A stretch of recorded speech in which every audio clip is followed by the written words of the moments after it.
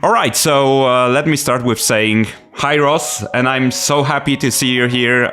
Thank you for taking the time for this interview. We're so happy to host you here. So for me, let me just introduce you to our audience. For the people that don't know you, but I imagine most of them know you since they know you from the Stop Killing Games initiative. Ross Scott is to me the original biggest supporter of Stop Killing Games. His channel is called Accused Farms, where previously his main focus was basically retro games. I guess that's the biggest focus? Just various games, sometimes old, sometimes new. Much more casual thing than this. Yeah, I got it. So, and then you jumped into dead game news, let's say, videos where you talked about issues related to publishers taking beloved games and killing them. So I guess that's your main focus now, right? Temporarily. I just want to try my best to end this practice, then go back to just the goofier videos I was doing. I wanted to say that one of the best videos I really loved was the Deus Ex documentary that you made, because it was so awesome. I love it, and I've watched it multiple times, so thank you for that. Please check out his channel, Accused Farms. As I mentioned, you will find the link below, and welcome Ross to tvgry. And let's start with something really easy. How do you find living in Poland? Because I've heard you live in Poland. What do you think about our country? I think it's alright. My first thought when I came here was almost like in a science fiction movie where they go back in time and change something that society's it's similar but a little different. And it was like that with a lot of things, small things, but generally fine. I mean, do you know any words or sentences in Polish that help you in everyday life, or do you just try to polsku? But I know lots of words. Jedzenie, kukuryca, kurczak, pomidor, cebula, so I can mostly read a menu. Yeah.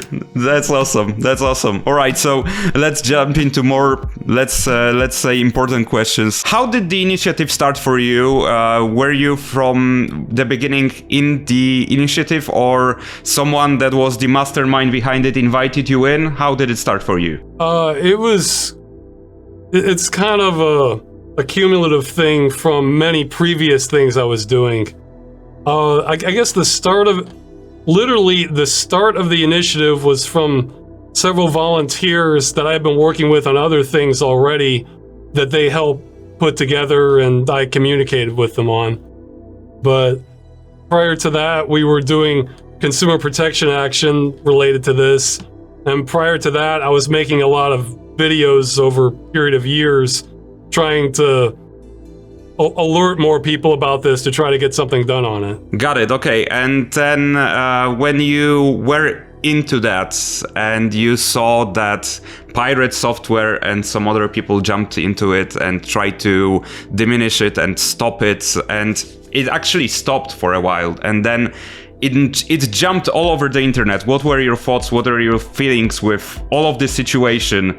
Because I imagine you went through a lot with that. Yeah, it's the sort of I've never done anything like a campaign like this before, so this has all been me trying to take my best guess at what to do. I mean, I would have thought, okay, one person not liking it, misrepresenting it wasn't that big a deal, because I didn't think it was, but it ended up having a very big impact, and I tried to find other ways to compensate for that by reaching out to members of parliament and possible other promotion options for it, but that fell through. But I made a video on it a few weeks ago because I thought we weren't going to make it, so I wanted to at least wake people up as just one last attempt to try to make this work, and it ended up being far more successful than I thought it would be for different reasons than I thought it would be. So I'm glad it's working. I'm just trying to end the practice and get out, really.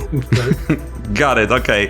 And are you in touch with any devs or politicians or just anyone that is related to this idea? I mean, are there any people that are, let's say, important in that topic, in that genre, let's say, of Stop Killing Games? And are they happy that you do it, or are there some people, like politicians, for example, that actually hate your work, for example, because you're killing what they're doing behind the scenes, for example? Well, if there are, they haven't. For politicians, if there are, they haven't told me yet. I imagine as this gets closer to the EU Commission, then we'll probably see some comments like that.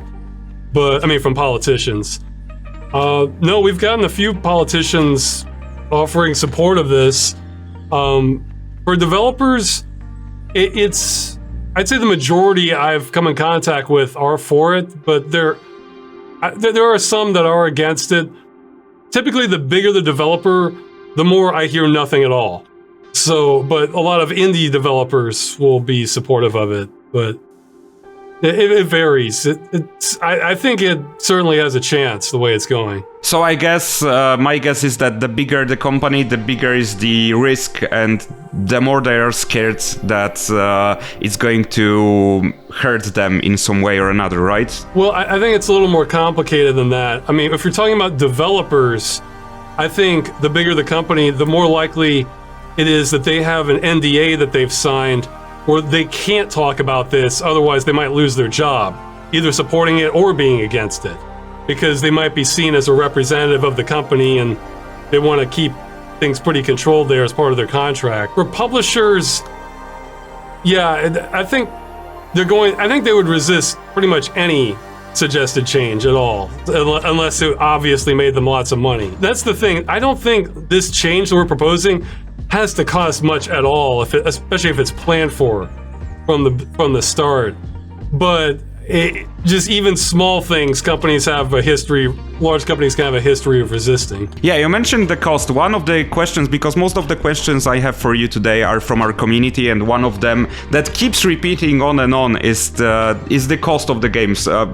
As you live in Poland, you've probably heard about the issue of Polish pricing of the games, for example, on Steam. So some people are afraid that when the Stop Killing Games initiatives come through onto the parliament, the prices of the games are going to be higher and higher. What do you think about that? I've heard that you talked about it on the FAQ already, but for the people that don't know the answer to that. Yeah, there's kind of two sides of this. One is if we're just talking about the actual cost to a company to do this, if it's planned for new games, it can be very low because it becomes more about not lots of additional costs, but more about making the game one way as opposed to another way. The in-between phase could cost a little more because, especially if companies, when they make a new game, they just copy like 80% of the code that they used in the last game onto the new one, and then they might have to change a couple things. So that could cost a little bit. I heard one developer estimate it would, like even a high estimate in terms of real world cost, that would add like 50 grosze essentially to the price of the game by having the end of life plan if it's planned for. However, that said, publishers are already trying to increase the cost of games. Like I think Nintendo, like with the Switch games, the new ones, they're talking about like, I'm actually not sure what it costs in Poland right now. I don't have a Switch, but they were talking about $80 US, so that would probably be, let's say, over 300 zloty for Poland. So that's without us impacting anything, you know. And there's speculation that the new Grand Theft Auto might cost $100 American, which would be, let's say that would probably be at least 350, maybe even 400 zloty or something like that. That's 500. That's 480 or something like that. That's the estimation. Okay, so it's almost 500 zloty. So this is already happening without us impacting anything. So what could happen is, let's say this goes through and they say, oh, well, now we have to comply with this, so now we're raising the price 50 zloty or 100 zloty. It would just be an excuse. It wouldn't. And it's kind of like during the pandemic, prices on a lot of goods went up because of inflation, but then some companies also increased their prices a whole bunch in the middle of that to kind of disguise what, the price increases because they had an excuse. So there is a possibility it could increase it a little bit, but it would be kind of a dishonest increase, in my opinion. If it's a lot more than 50 grosze, I think you can't really blame it on what we're doing. Got it. And do you think that this legislation and the changes that will be done here will impact the indie developers in any way or another, like positively or negatively? That's where it could vary a lot, but especially in the short term. Especially in the long term, I think it wouldn't matter. But in the short term, if a company was planning to release their game just after a law went into effect, but they would have years' notice, I think, on this, then that could be problematic for them. Also, if they haven't looked into alternatives or how to make an end-of-life build, that could be an issue too. However, it's worth stating, I believe most indie game developers will be completely unaffected, because if they end support for their game, but the game can still run, they're already compliant, and this wouldn't impact anything. And that's most games. This primarily affects games that require an online connection in order to run it to the publisher. Not even an online connection, but one to the publisher. And that's already a lot more work and responsibility than just making a smaller indie game.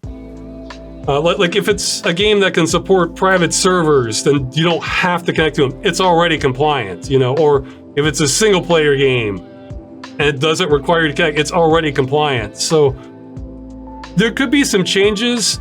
However, one thing to consider is even the fastest case scenario, it's probably still a few years out before it would come into impact. I think there would be the equivalent of a gold rush for vendors making middleware targeted at indie developers, saying, oh, if you want to sell your games in the EU, well, here's our product that makes it easy to compile an end-of-life build, and we're going to try and sell this to you immediately so they can get their market share to make this as easy as possible, so that indie developers may not have to think about it that much. It's just another software component that they're adding in, because there will be a new market demand for that. In terms of workload, some people have compared it to GDPR requirements.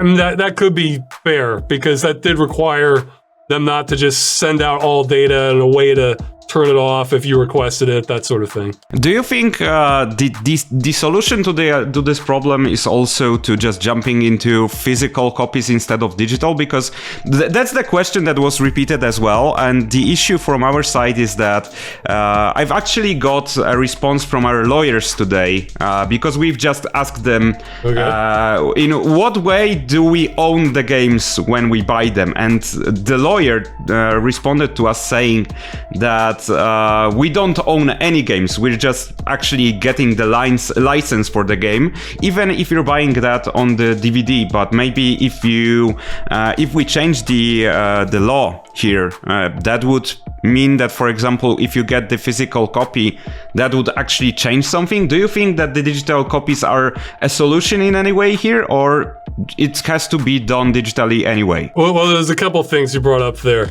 First, the physical and digital doesn't really matter so much now, because one of the games we sent to the Consumer Protection Agency was called The Crew.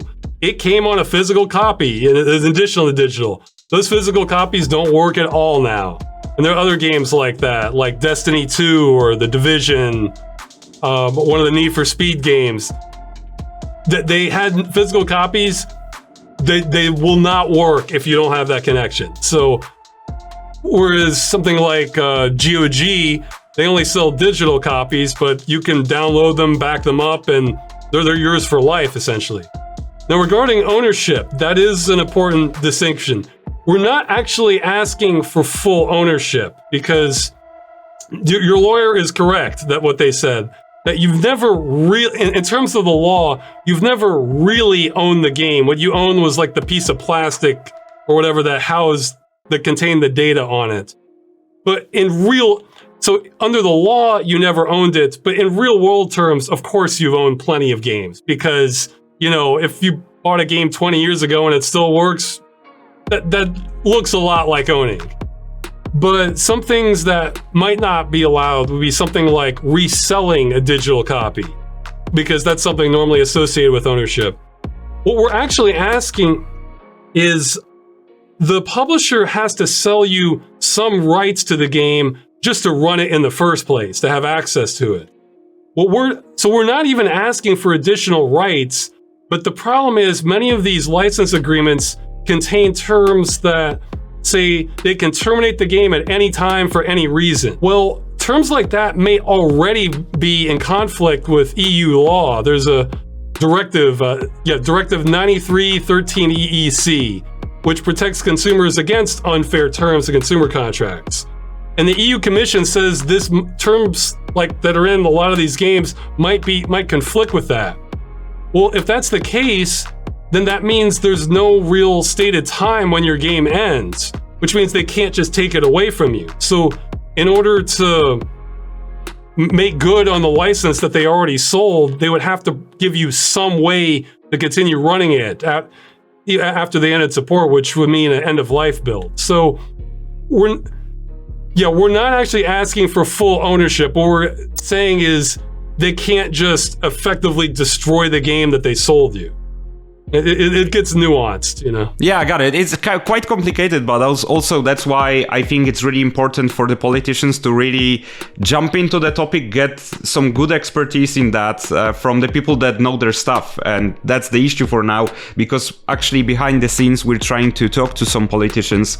And I can see that for them, games are just, stuff for kids, and they don't really understand the legislation behind that. So we're trying to change that. Okay, so the biggest question I have for you today is, what are the next steps? Because we see that the initiative gained some speed. We're trying to reach more and more signatures under that. But when it goes into the EU and it's going to be discussed there, what do you think are the next steps for this initiative, for the group? And are you going to be in it, or are you trying to stay on the side and just watch the show? This is a question that might actually be better for someone who's a political insider for what the next steps are, because I can only know so much on it. From now until the end of July, on my end, I'm just trying to get more exposure on this so we can get signatures, because even though it's past 1 million, we don't know how many of those are valid. So we're trying to have a safety margin on that.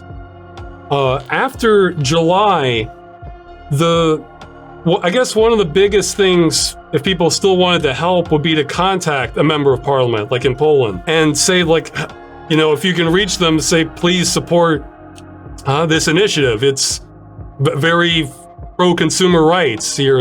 Even though it's just video games, what's actually happening is an important issue that, you don't want this practice spreading to other goods and services, what's going on in the games industry. Sorry to stop you there, but just one question to follow that up. What do you think are the next consumer goods that can be affected with this legislation? Because that's really interesting, because on the side of the initiative, for example, they mentioned some kind of consumer goods for medical supplies or something like that, or like agricultural equipment, stuff like that. Those are examples of products you really wouldn't want this practice spreading to. The thing is, I'm not even completely sure how much this is spreading to other areas. Like, I know there was an example of for some car manufacturer of if you wanted the cars heated, you had to pay a subscription fee for that. Or, one I know with printers, where, the printer may still work, but because it doesn't have a signal from the seller, then the software stops working or something like that. That's something where it spills more over into the right to repair movement, which there have been signs of this, but I'm not even sure how many it affects. But actually, I know of one on Amazon. People would buy electronic books, and then that would get removed from their collection later, even though they paid for them. Or I think with Sony, you could buy movies on the PlayStation Network to watch them, and then they just took them down, and you couldn't keep them. So we're seeing it spread a little bit to other areas, but in games, it's just everywhere. I guess with Amazon and Netflix, you can buy some movies and then it can be taken down from the platform, even though you bought it. So that's one example as well. And the thing is, that's actually okay if you can back it up. Like if you bought the movie and you download it, and then you could just keep it on a USB drive or something. If they took it down later, well, then that's reasonable because you were able to buy it and keep it for yourself. But if they require you to connect to it, and then you can't run it, and they never told you how long it was going to be up, this is why we have consumer laws, practices like this. But for the what's next, after that, as I understand it, it becomes a lot more about political outreach with making connections with members of parliament, which I am not experienced in at all. And that's going to be much more the official organizer's job, who are building more political contacts. Now, once this goes to the EU Commission, I hope to get invited as an observer, so I could kind of listen in on how it goes down, and maybe I could convene with the official organizers, but I wouldn't have an official role. I'm only a resident. I'm not a citizen. I need to learn much more Polish to become a citizen. Yeah, you should. I mean, it's really hard, but after some time it gets. Well, I'm easier. aiming for just verbs and nouns, so I can. So I'm trying to speak like a caveman. Jaskinjovic. That's the level. So I can just point to things, and if I can reach that level, I'll be happy. So it's something Polish people love. If you just know any word in Polish, that's amazing. Yeah, so. I want to speak like Tarzan is my goal. So like Jeep, Las, All right. So just one more question in that topic. I imagine that I will save those questions for Krzysztof, which is the next. He's an official organizer. So yeah, so we're going to have him on our podcast. So there's going to be many more questions for him. But do you think, because many people in our comments imagine that when it goes to the EU, there's going to be a lot of lawyers from the side of corporations. Do you think that the corporations are actually going to go through with the changes, even if the EU law passes, and they're not going to bypass that in any way, as they do sometimes? Or do you think they're going to just try and implement the changes? That's a hard question. There's only one or two ways I could even think that they could bypass it, which I don't want to give them any clues, but it really depends on the resistance because, like I mentioned, this does not have to be an expensive change. Like, I think the GDPR compliance is a very good analogy to how much extra work this is for them. And the thing is, once there are tools in place, like let's say 1 year or 3 years after it's been implemented, it might not be any additional cost at all. It's just that they don't want to deal with any of this if they don't have to. Because if we were trying to end loot boxes or ban microtransactions, that would be billions of euros to the industry. They would fight that every single way they could. I think they probably will fight this just because there's kind of they don't want to have any regulation whatsoever. So they might not actually be that afraid of this, but they might be afraid if we can get this done, well, what's next for their business practices that might not be so friendly to the customer, that sort of thing. I think that's probably where most of the fear comes from. We really just need the end-of-life plan to cost less than any penalties for not complying with it. So that's because then it becomes what's most profitable, and if it becomes more profitable to just shut down your game and let people continue playing it, then I think over time that's what companies would start doing. Okay, and just one last question, because we don't have much time for you. I guess have a lot of important stuff to do. And one last thing that I wanted to ask you about, even though you haven't worked at Blizzard for 7 years, but we all know that there is a misrepresentation from some creators like Pirate Software. But let's jump into the positive side of things, and could you tell me if you see that there is one part of the community or some creator that really helped you to get the point across and promote it? Like, for example, I know that PewDiePie or Moist Critical were really vital on that. So do you have any favorites in that topic? Oh, geez. I think, and for his influence, the ones you mentioned probably did the most for just from sheer numbers, but yeah, there are a lot of smaller ones, but I guess one that stood out is Louis Rossman, who he's very involved in right to repair. So all the things that are not video games, which is kind of and he understood it very early on, despite not being much of a gamer. He understood the industry side, he understood our side, and I felt like his assessment was very reasonable early on. Okay, got it. Yeah, so there is a great comment from one of our people that commented under our video, and I just wanted to read that in the end because it really summarizes the whole situation. Give an inch and you'll never get it back. That's how big corporations work. They keep pushing the boundaries bit by bit until one day we wake up and realize we don't actually own anything. It's important to speak about this because it's not just about games, it's about our fundamental rights as consumers to truly own the things we pay for. So that's it, and thank you so much, Ross, for being here and for doing the initiative from your side. I know that you're not really the, let's say, mastermind behind creating it all, but you were really vital in the whole process. I'm a big ally, yeah. Yeah, that's really true. So thank you for that, and to the people listening to this to our talk, please keep signing the petition, and please reach out. We'll get others to sign it. If you can only sign it once.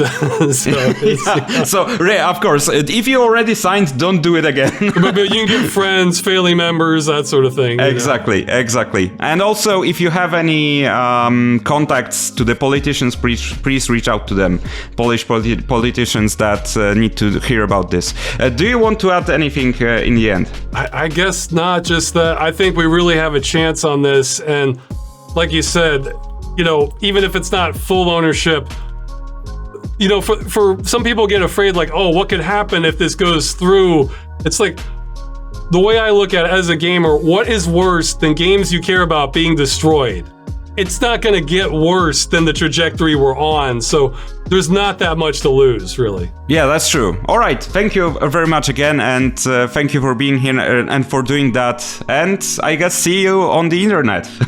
Yeah, all right, thanks. Thank you, bye.